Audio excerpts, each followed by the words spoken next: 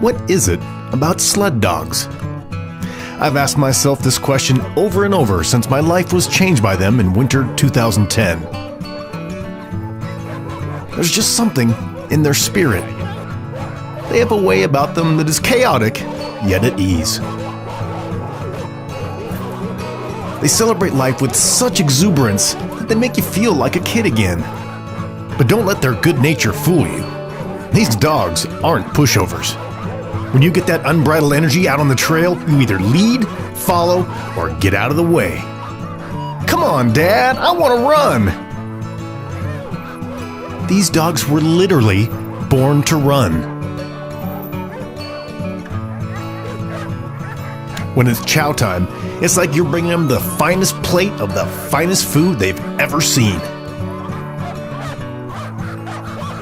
They dwell completely in the moment, with just a dash of impatience that says, "Come on, hurry up, I've been good."